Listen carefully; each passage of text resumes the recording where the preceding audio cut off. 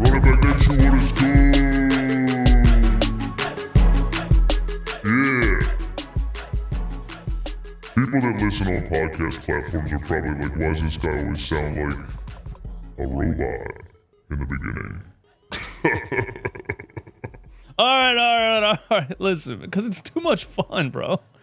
The fact that I can make my voice sound like that I think it's fun. I don't know why more people don't do it. I think it's fun.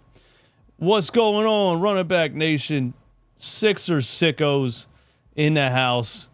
Thanks for being here. Thanks for coming through. It's a beautiful Monday. The heat wave, I believe, is over. It's been cool for a couple days. I don't want to jinx it. I'm having a blast out here, so I hope you guys are doing well. Some things we're going to talk about for sure. One time before we get started, close out the chat for me. 91 people in here. 91 people close out the chat. And hit that little thumbs up for your boy. It helps me out greatly. Let's continue to grow Run It Back Philly to new heights. We're taking over Sixers sports media.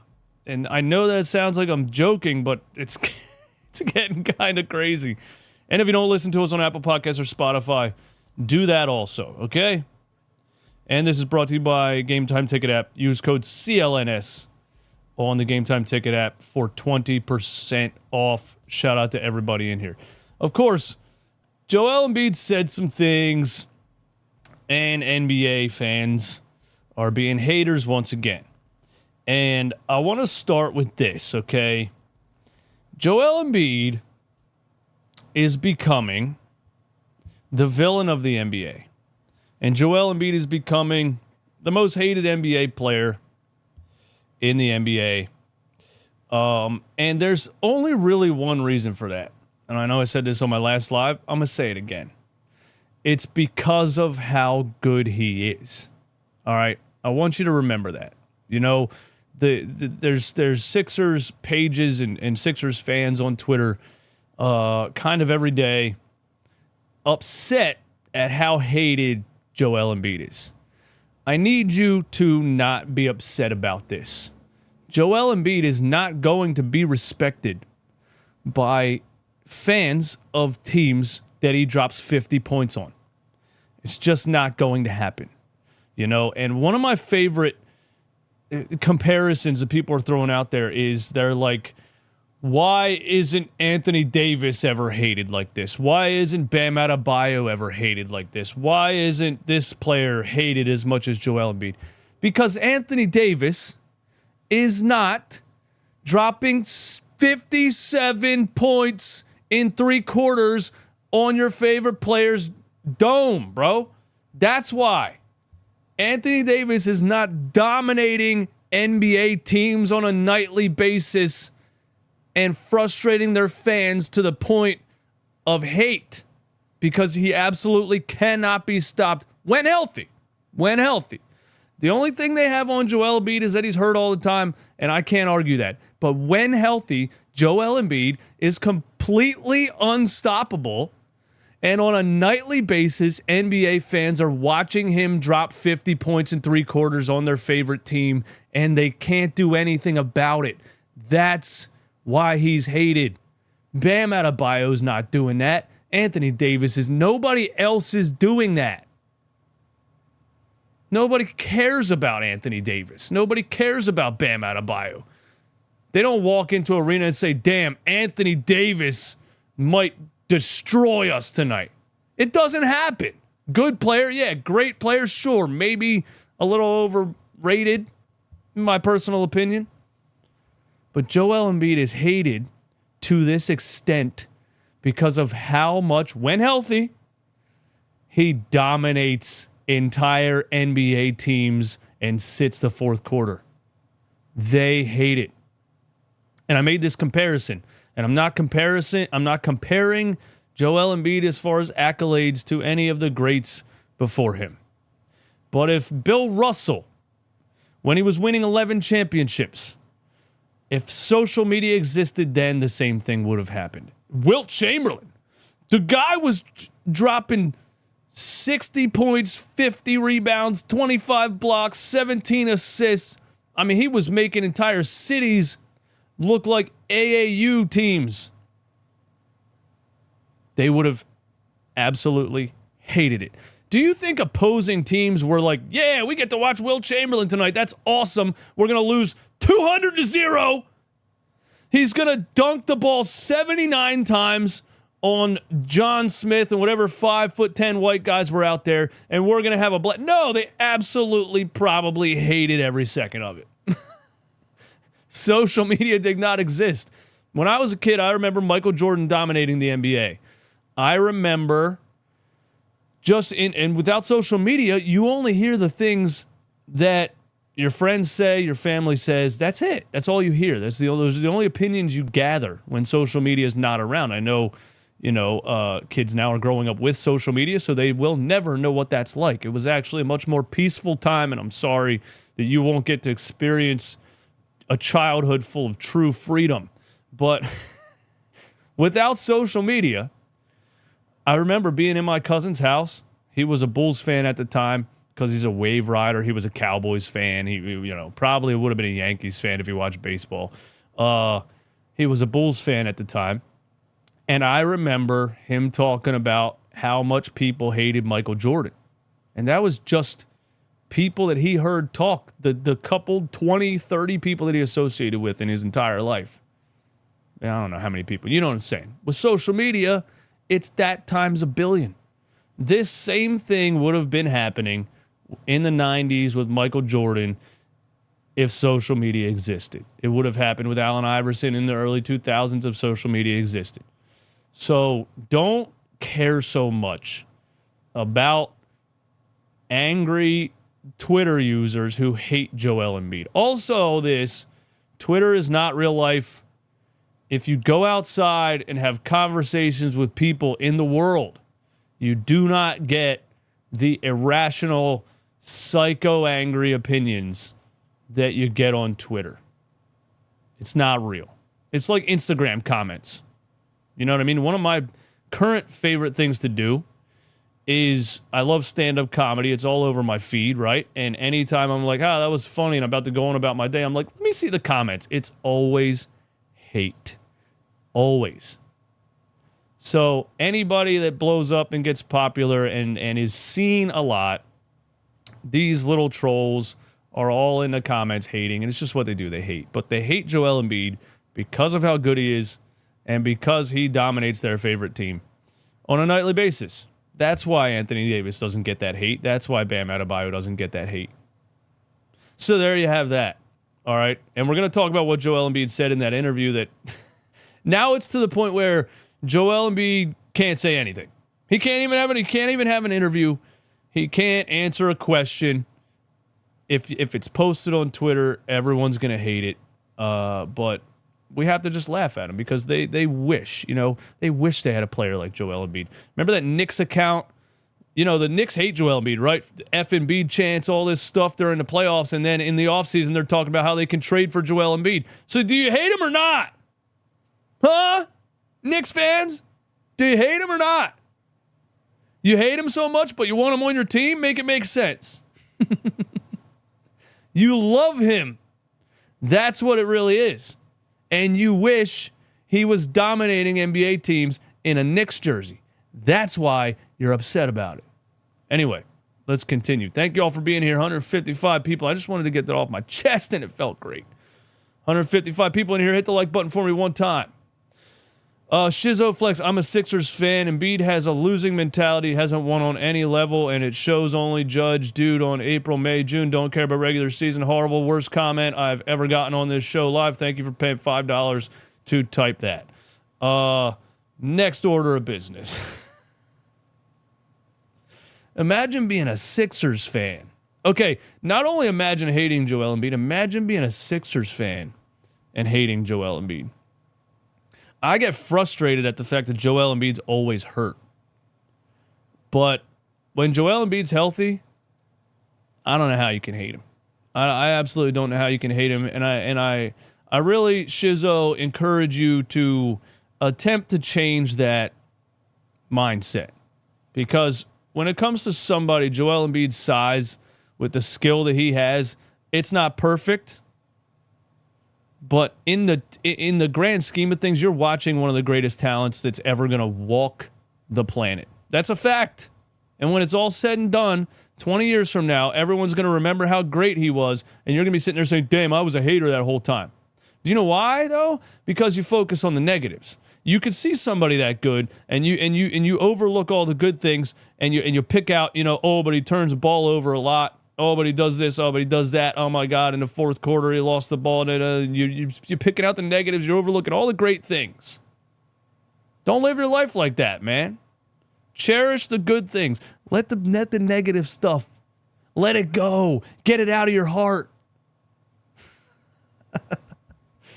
All right, let's talk about what Joel Embiid said in this interview, because I think it was funny, and I don't think it's fair that he's, gets kind of scrutinized for answering questions. He's just doing an interview, right? Like, what's he supposed to do, really? But also, like, another thing is Joel Embiid's from Africa. English is not his first language.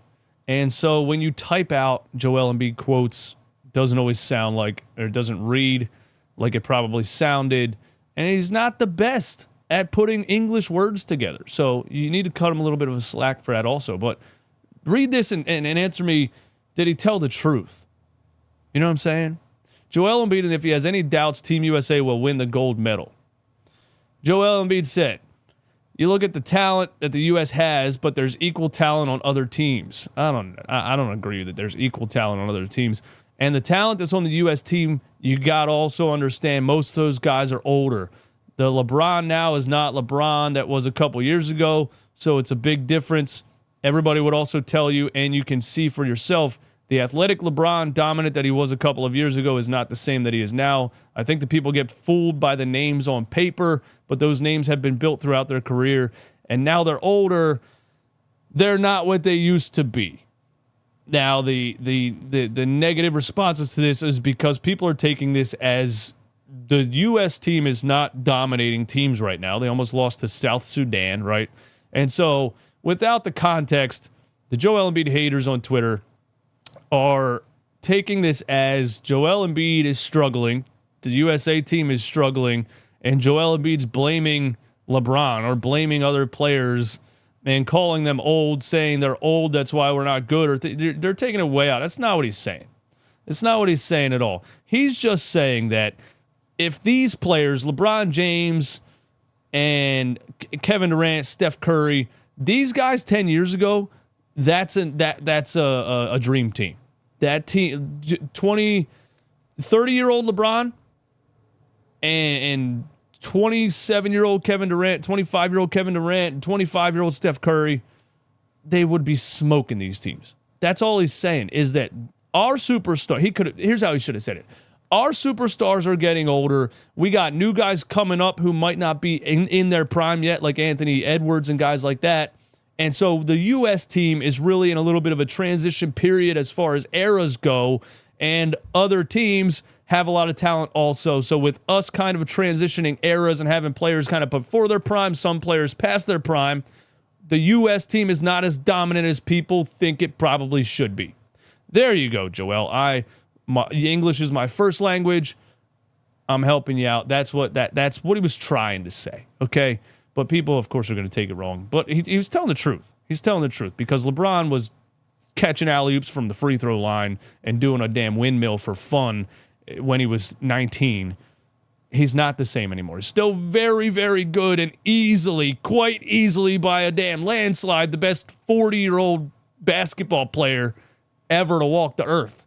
Jordan was on the Washington Wizards when he was 40, and it was celebrated when he dropped 20 points. We're not doing LeBron versus Jordan. But that's what Joel Embiid was saying. Don't care what the haters had to say about it.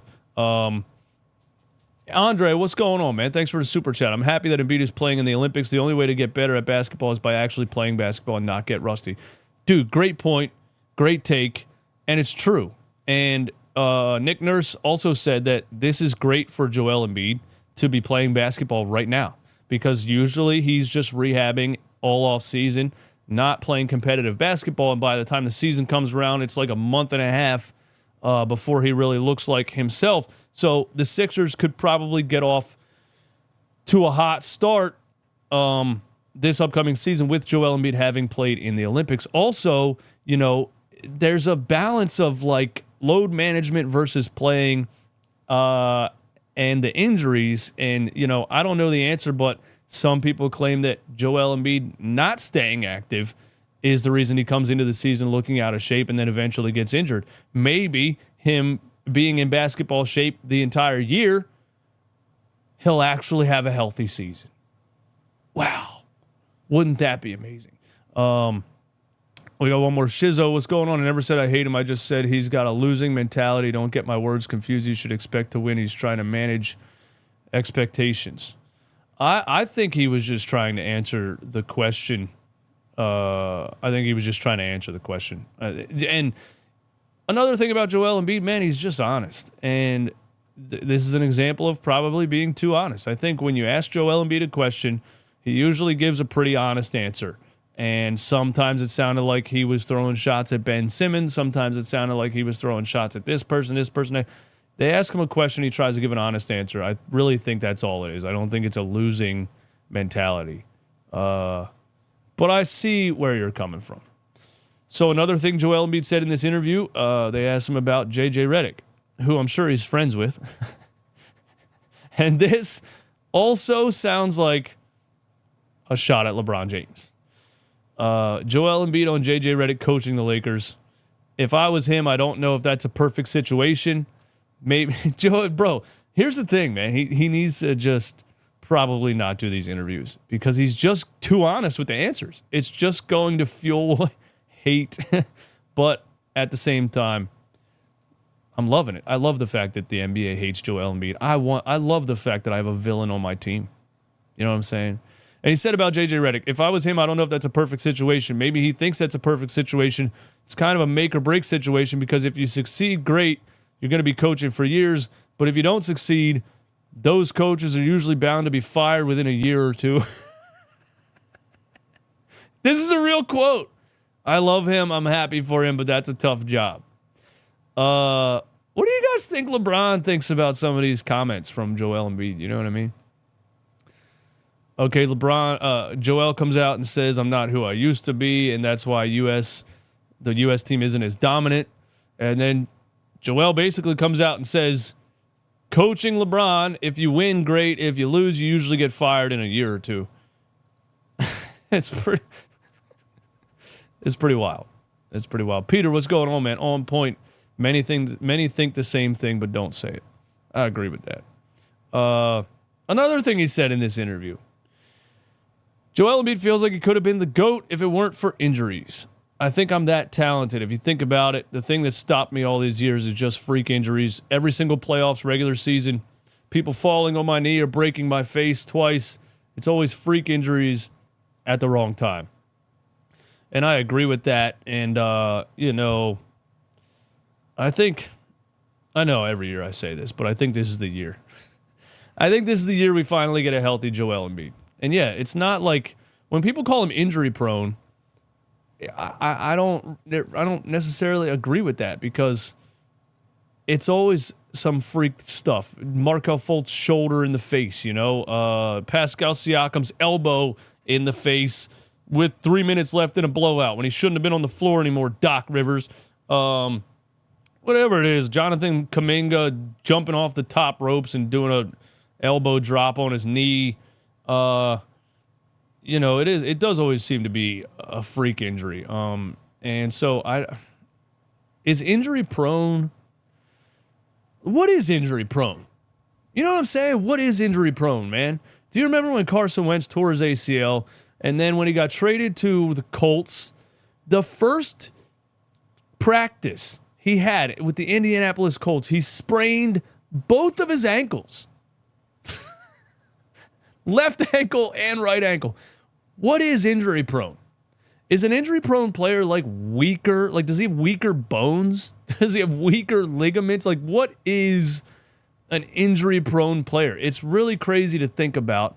We also saw, I don't want to jinx this, but I remember with the Giants, Saquon Barkley came back from an ACL injury and he also sprained both of his ankles. He's the only player I've ever seen sprain both of his ankles on the same play. So what is injury prone? Because that guy can squat 700 pounds. You know what I'm saying? It's wild, really, to think about. Oh, I gotta... No, get out of here. Andre, thanks for the super chat. Should Embiid have a championship before he's allowed to say these things? No, I think the New York Times was like, hey, we want to interview you, and we're going to ask you some questions. What's he supposed to say? I'm not doing an interview with the New York Times. I'm not answering any questions until I win a championship. Sure, maybe you could say that. It's not like they're paying him to do this interview an amount of money that makes or breaks the bank, right? But no, I think he's just doing an interview, answering questions. I don't think you need to win a championship to answer questions. I just think he's being honest. And this is fun for me. You got to understand the level of hatred that happened these past playoffs, especially in that Knicks series with Joel Embiid. This is amazing. This is incredible for the NBA, for fandom, for rivalries, for, bro, what's better? What's better than an entire fan base hating your favorite player who they can't stop when healthy? What's better than that? I love it, and I'm looking forward to it. I'm looking forward to this upcoming season. Bring on the Joel Embiid hate. We need more. We need more Joel Embiid hate. Bring it on. Bring on more of it. I'm ready for it. We're going to talk about Jeff Dowtin Jr. a little bit before I get out of here because he is signing a two-way contract with the Sixers, and people are exposing themselves a little bit, Sixers fans, by not even really knowing what Jeff Dowtin Jr. has been doing. We're going to talk about that. Yes, Paul George interviewed Mikal Bridges. I'll probably touch on that a little bit. What else do I want to talk about? Any summer league stuff? I don't know. I have an opinion on Steve Kerr and the USA team. We do have a USA game at 3 o'clock today against Germany. It's their last exhibition game. I might live stream that. But before we get into all of that, this is brought to you by Game Time Ticket app. Go to gametime.co or download the Game Time Ticket app. Use the promo code CLNS for $20 off. We're over here on the Game Time Ticket app website. I keep going over here. I type in Phillies because we get Phillies tickets over here, bro, on Game Time. That's how I got my tickets to the last game that I went to. If you don't know, Game Time is the app where tickets get cheaper the closer you get to the event. The next one in Philly is the Guardians. Oh, what a terrible name that is. The Guardians? Why? Because the Cleveland Indians was offensive. Here's the flash deals that are on the screen. They give you flash deals. They give you best deal available. The blue one right here. Every time you click on a game, the blue one is the best deal available. Best deal right here is $134 right outside of first base. Look at that view. $134 basically on the field. And as you get closer to the game, these prices go down. So that's how Game Time Ticket app works. Yeah, so go to gametime.co or download the Game Time Ticket app. Use the promo code CLNS for $20 off. Terms apply. Thank you to Game Time for sponsoring Run It Back Philly. And now this. Where's the Jeff Dowtin thing at? Where are we at? The Philadelphia 76ers are signing guard Jeff Dowtin Jr. on a two-way NBA contract, sources tell The Athletic.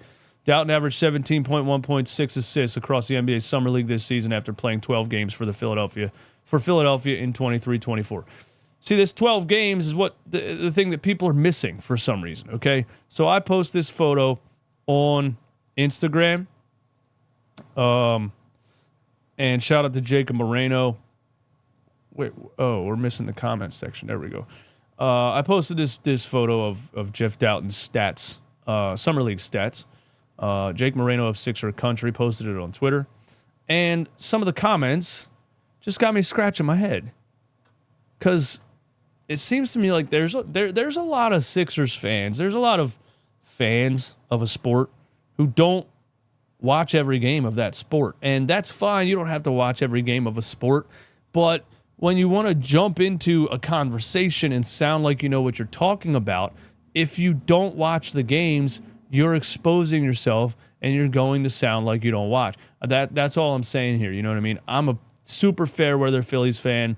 I would never go onto a Phillies fan page and jump into the comments talking about, who is this guy or whatever on a prospect or something, because hardcore Phillies fans would be like, you don't know who he is? What, do you watch the games? And I'd be like, sometimes. You know what I'm saying? So I post that, and some of these comments are just funny to me, man. Like this one right here. He can't play in the league, though. And a lot of people are saying he's 27 years old, he's in the summer league, he's never going to be in the NBA. He's been in the NBA. Remember, the Sixers signed him last season, a little bit later in the season, because Nick Nurse coached him before in Toronto. Last season, he had these games off the bench. He played 12 games for the Sixers. Look at this, 21 minutes, he had 8 points and 6 assists off the bench. 14 minutes, he had 11 points, 2 rebounds, 5 assists, 2 for 3 from three-point range. That's solid backup point guard play. You know what I mean? 8 points and 6 assists off the bench, 4 for 7. What did he have over here? He had a game where he had 12 points in 12 minutes, 2 for 3 from three-point range, 5 assists. He doesn't turn the ball over. 0 turnovers, 0 turnovers, 0 turnovers, 0 turnovers. 2. The most turnovers he had in 12 games was 2. He doesn't turn the ball over. He's a good ball handler. He's a solid three-point shot. I don't understand how Jeff Dowtin Jr. is still on a two-way contract, to be honest with you. I think Jeff Dowtin Jr. is a very solid backup point guard. I might even say that Jeff Dowtin Jr. is better right now than Kyle Lowry at this stage of his career. But y'all know how Nick Nurse feels about Kyle Lowry, and I don't hate Kyle Lowry. I don't hate the Kyle Lowry, the role that he plays at this age. But I do think Jeff Dowtin is super underrated, and I think he's a solid third point guard. You can't argue that he's not a solid third point guard. You know what I'm saying? What does that say for Jared McCain? Not sure. Although Dowtin's on a two-way contract, so it looks like we're going to get Maxey, Lowry. I guess Jared McCain's the backup point guard off the bench if Lowry's starting like he was last year. And then Jeff Dowtin's on the two-way contract. Interesting to me, but I like Jeff Dowtin Jr. And by the way, his name is NASCAR. We coined that term in the playback chat because Jeff Dowtin Jr. sounds like a NASCAR driver. So his name is NASCAR, and shout out to Jeff Dowtin Jr. And if you don't know who he is or you don't think he can play in the league, then you just weren't watching games, because Jeff Dowtin's solid, bro. He's solid.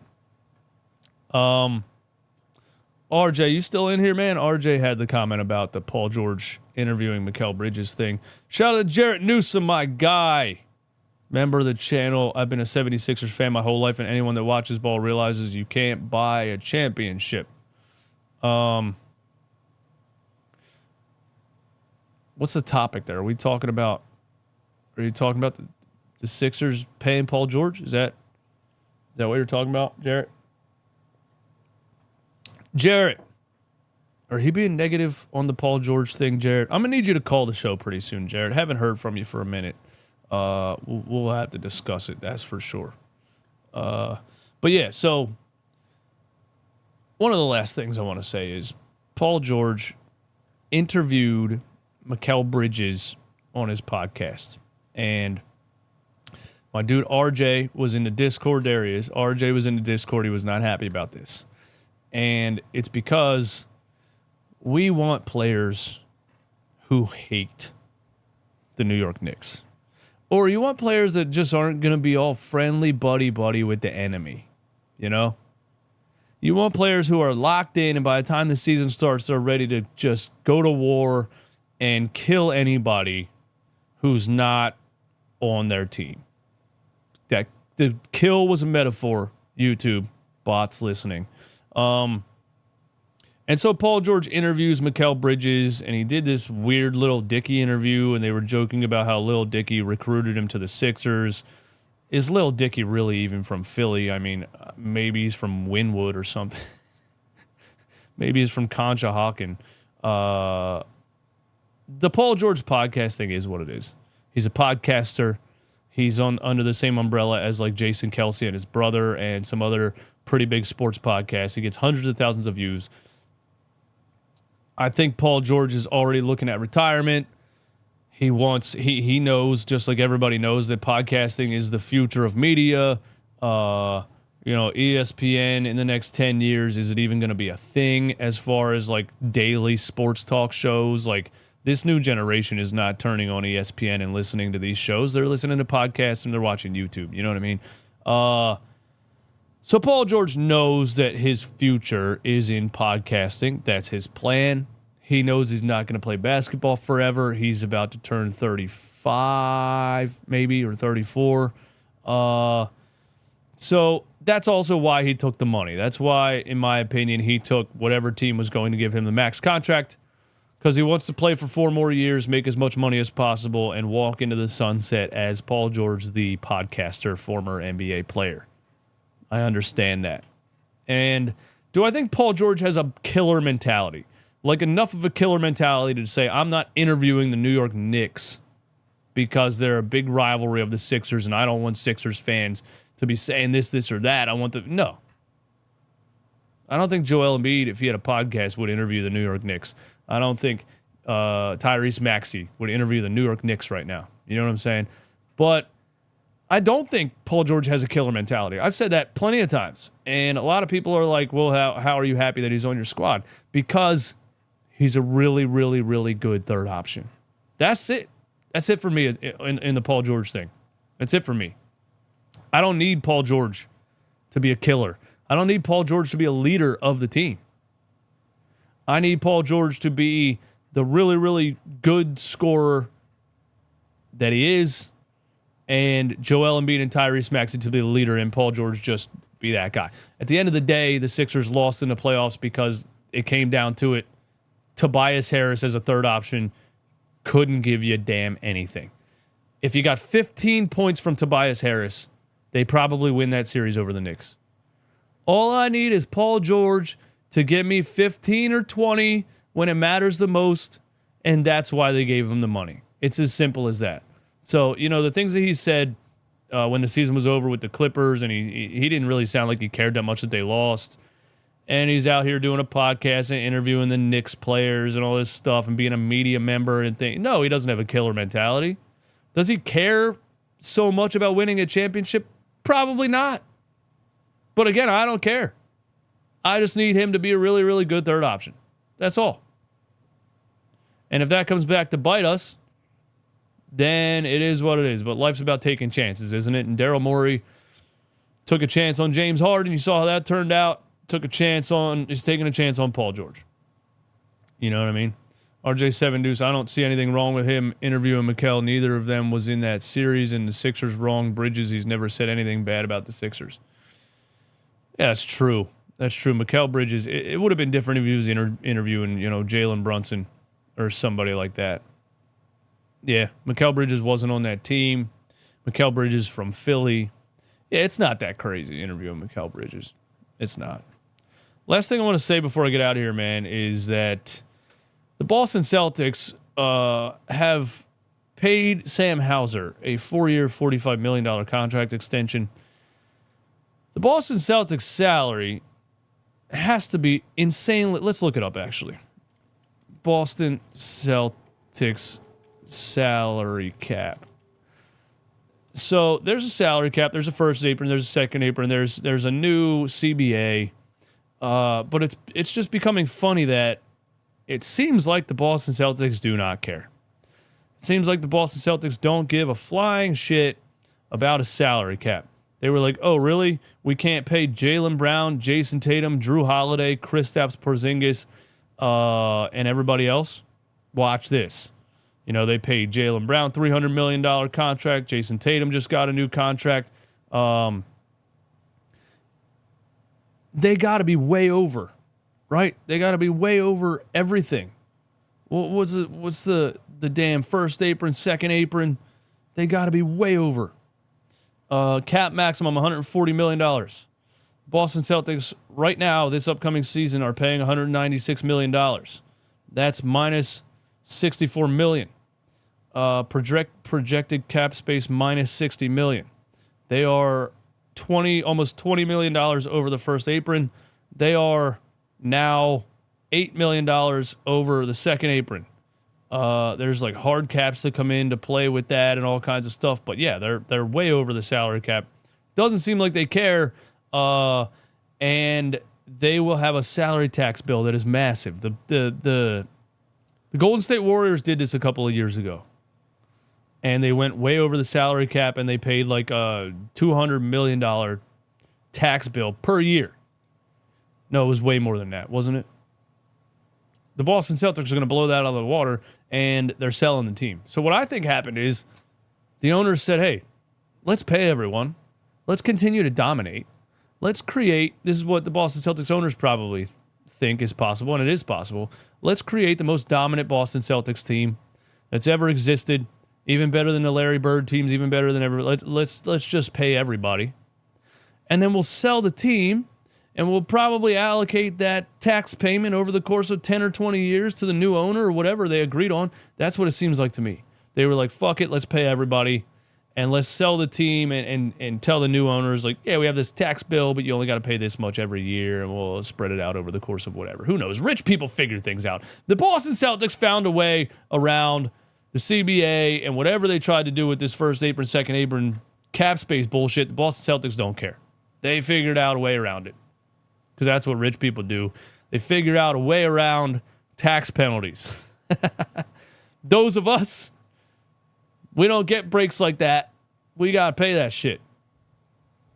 That's what they did. And now it becomes even more of a challenge or you want to beat the Boston Celtics even more now. You know what I'm playing? You know what I'm saying? Baseball doesn't have a salary cap at all, actually. So baseball is just they do have a soft cap, don't they? But it's not like the NBA. There's no restrictions for going over and things like that. I don't even think there's a tax, but I don't know. But I'm pretty sure baseball hadn't had a salary cap for a long time. I'm probably wrong about that. I'm wrong about a lot of things. But anyway, I want to beat the Boston Celtics even more now because they said, who cares about the CBA? Who cares about the salary cap? We're paying everybody, and we're going to dominate the NBA for the next 5 years. Challenge accepted. I want the 76ers to take down the Boston Celtics this season. Every season, but a little bit more this season now because of this. Anyway, someone made a video called NBA Wants to Kill Dynasties about how the second apron destroys teams now. Apparently, the Boston Celtics don't give a shit. Yeah, that's all I got, guys. Hey, thanks for hanging out with me, man. Every Monday, live right here at 12. Run it back, Philly. Sixers sickos in the house. Thanks for coming through. Thanks for hanging out. I might live stream the USA game today at 3 o'clock. So if you want to tune into that, holler at me. But I might just watch it and be active on Twitter talking about it. So if I'm not live here, at least follow me on Twitter at RunItBackPhilly and have some discussions about what's going on in the USA game on Twitter with me. And that's all I got. All right? How many people are still in here? 235. Hit the like button on your way out. I love all of you.